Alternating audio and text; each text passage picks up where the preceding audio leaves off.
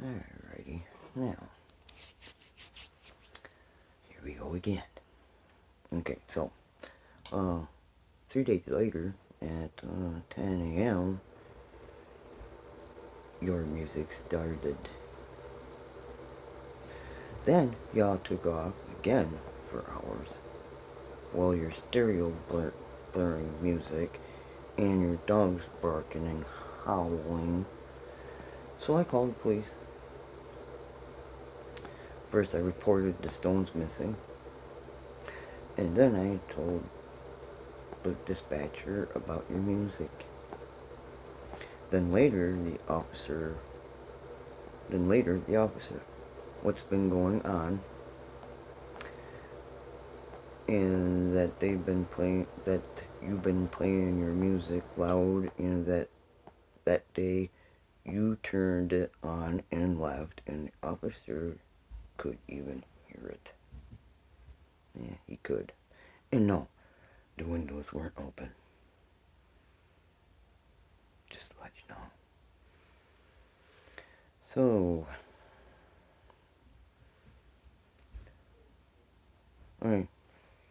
I told him that you accused me of taking stones, and you said you had a security camera.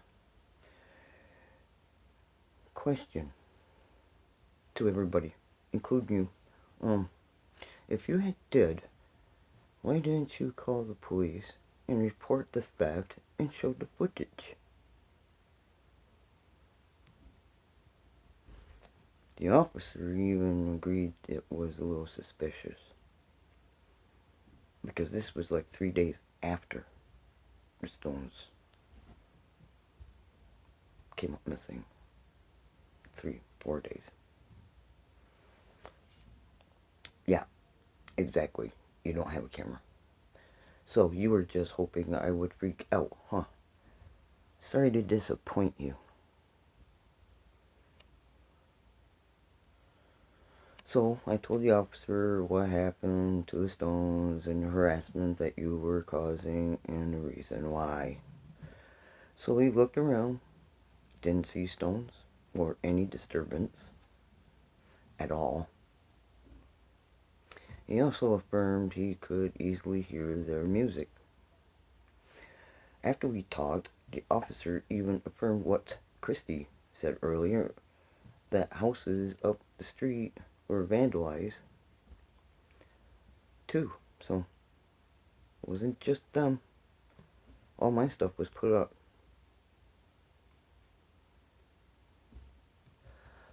Halloween decorations either destroyed or missing.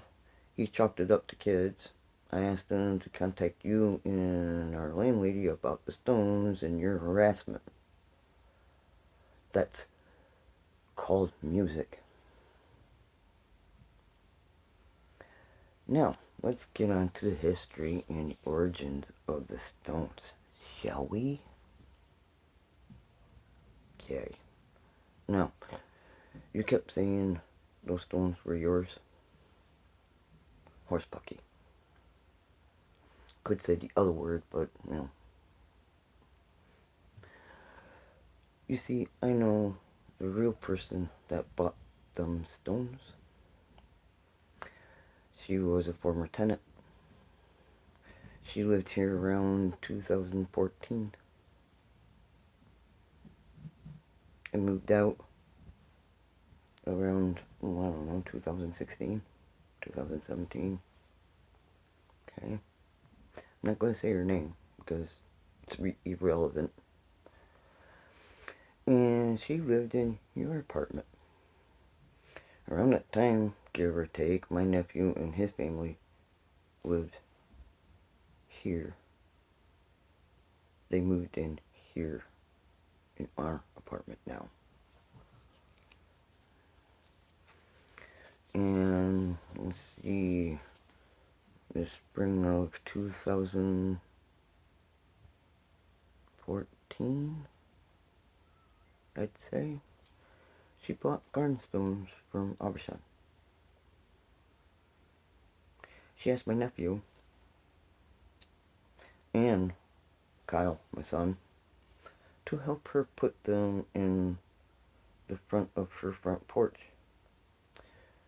Your porch. My daughter was here when they were laying them down. I even have pictures of them that's dated back 8 years ago. 1 year before any of us were living here. 8 years ago. And I do have pictures of it. So,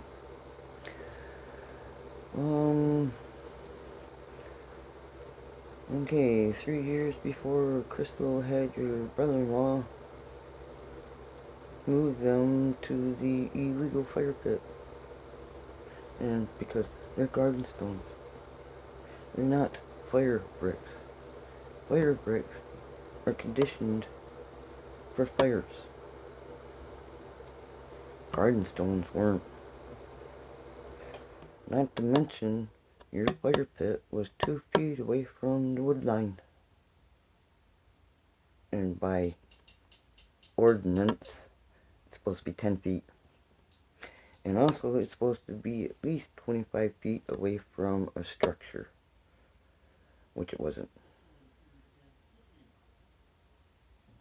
Not to mention, you have your car no more than maybe, I'm going to say, between 5 and 10 feet away from your fire pit.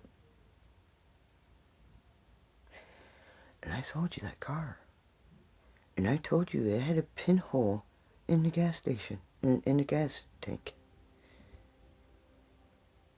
Imagine where that would have went if it was, gas, full of gas. So, there's that. But onto the stones. Okay, what she had no right to do. That's the property of her landlady. So tell me again whose stones they were. Who bought them? Not yours. And not you. Lies, lies, lies. Don't think that any of you know how to tell the truth, even to save your own ass. Now, October 27th. That's a very special day for me. You want to know why? Because it's my birthday. This year, I turned 56. Had plans. I was going to have boiled dinner with my family, and we were going to watch movies. Yeah, right. Blaring music so loud we couldn't hear the music. We didn't. My son